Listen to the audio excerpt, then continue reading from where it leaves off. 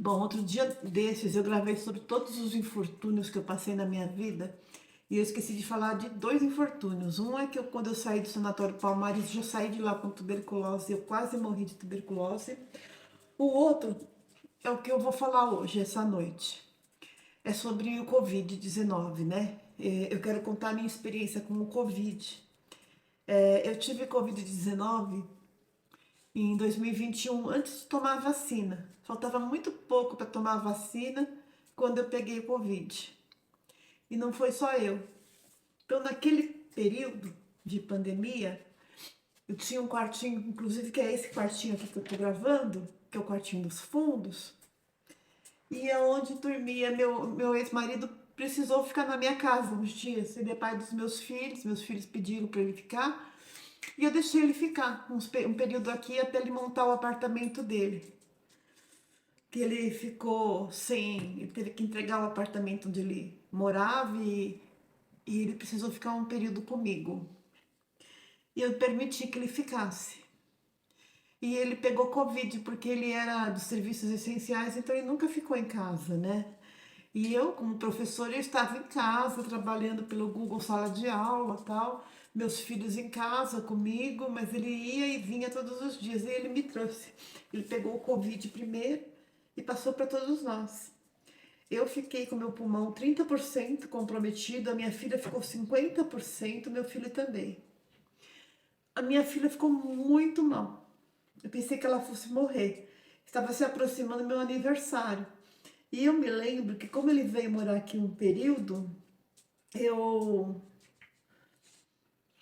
consegui colocar o meu ex-marido como meu dependente no Hospital do Servidor Público, porque ele estava sem plano de saúde. Eu tinha plano, meu filho tinha plano, minha filha também, mas ele não tinha. E como eu tinha direito ao Hospital do Servidor, eu consegui colocar ele como meu dependente lá. E daí, o que que aconteceu? Ele, ele ficou doente, ele precisou. Bom, dia 20 de março de 2021, ele começou a passar muito mal, muito mal. E daí eu levei para o hospital. E fui, e aí o que que aconteceu? Ele ficou internado. A médica falou: o estado dele é muito grave. Tá, fazer o quê? Deixei ele internado e vim embora. Pois bem, minha filha começou a passar mal também, eu também estava passando mal. Eu tinha muito mal-estar, até passar a mão no cabelo assim, doía, doía. Até o cabelo doía. E a gente não sabia mais o que fazer. Eu vivia indo ao pronto-socorro com a minha filha, porque ela também estava passando muito mal. E toda vez que eu ia, a gente voltava com uma receita enorme, frente e verso, cheio de remédios para comprar, porque não existia um remédio específico para o Covid.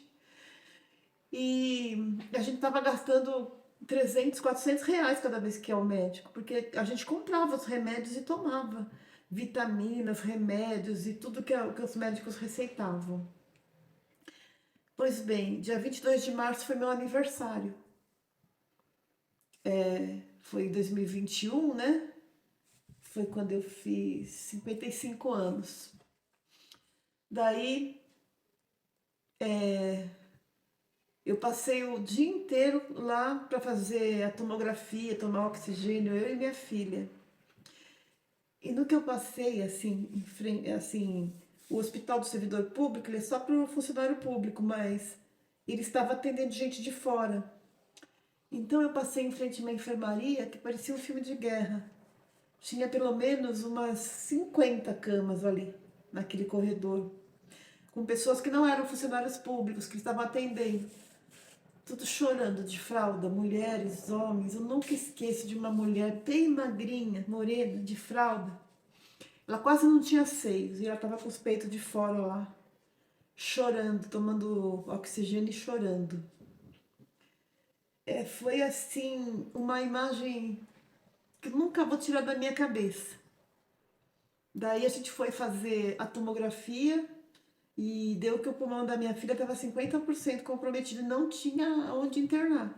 não tinha vaga no hospital do convênio e eu pude colocar meu ex-marido como meu dependente, mas não podia colocar minha filha lá no servidor. E talvez ela até precisasse de internação, mas não tinha vaga em lugar nenhum. Eu sei que a gente voltou para casa e uma amiga minha, a gente não sabia mais o que fazer para minha filha melhorar. E uma amiga minha mandou via Uber um maço de mentruz para nós. E a gente bateu no liquidificador com água, não era para fazer com leite, era para fazer com água. E nós tomamos, foi onde nós começamos a melhorar. Só que meu ex-marido continuou internado. Dia 22 de março era meu aniversário.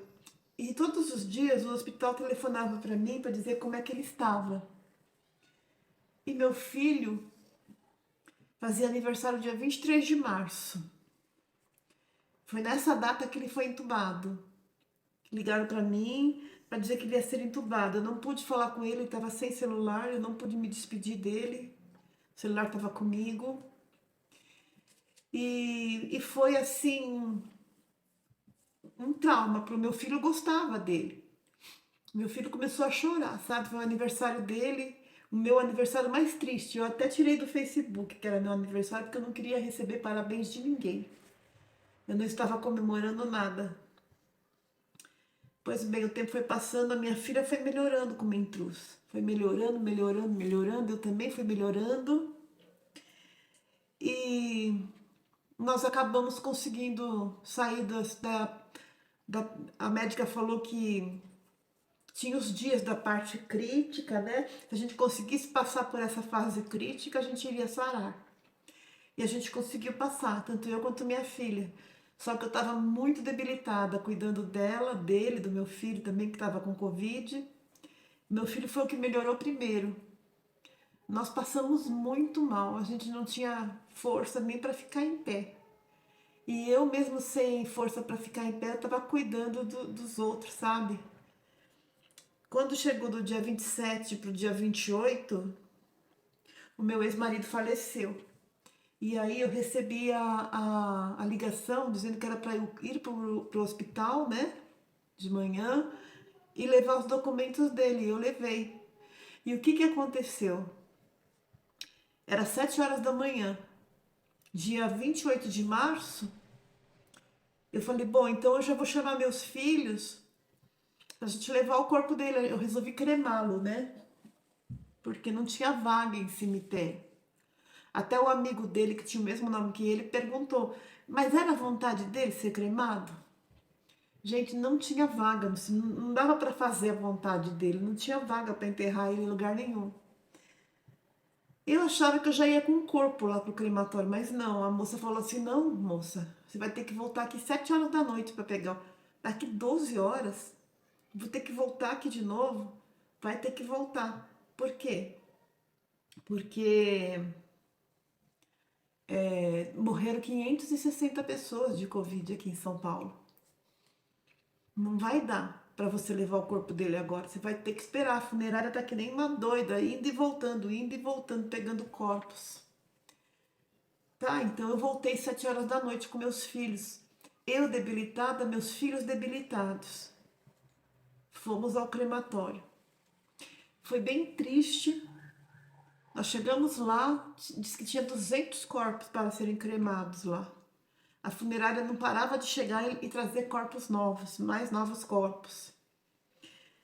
E nós entramos no carro, deixamos o corpo lá, não houve cerimônia, não houve despedida, nada. Só abriu o caixão para reconhecer o corpo lá no hospital do servidor. Depois lá no crematório a gente já nem viu o corpo mais.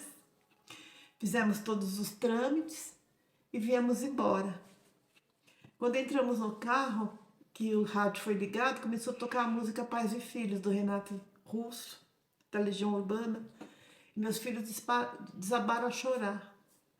Ou seja, por mais que eu tenha tido problema no meu casamento e tenha passado até coisas muito sérias com meu ex-marido, ele era pai dos meus filhos e eu respeitava muito isso. Eu nunca fiz alienação parental com meus filhos.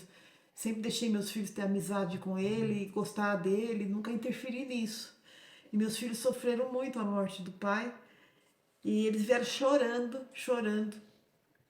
E quando eu estou contando essa história, porque quando eu penso que lá no poder tinha um presidente que falava, e daí, não sou coveiro, um presidente que ficava imitando gente por falta de ar, um presidente que debochou da pandemia, que recusou a vacina 11 vezes, e que a gente podia tudo ter morrido aqui, tudo.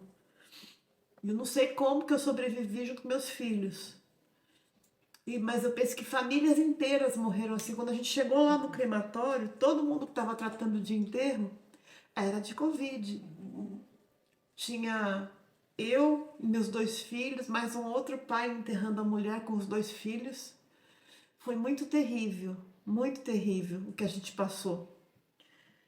E só por pensar que o presidente ele recusou 11 vezes a vacina, 11 vezes, e que deixou a gente passar por isso, só por isso já deveria ser condenado, porque isso foi grave, gente, que a gente passou. Teve gente que não teve Covid, ou se teve foi assintomático, teve gente que não perdeu ninguém. Essas pessoas que não passaram por nada, essas pessoas elas não sabem que é. O que é que foi realmente a pandemia? Não sabem. Foi muito duro passar por isso. Por isso que eu resolvi gravar esse vídeo para contar para vocês essa história, porque não foi brincadeira.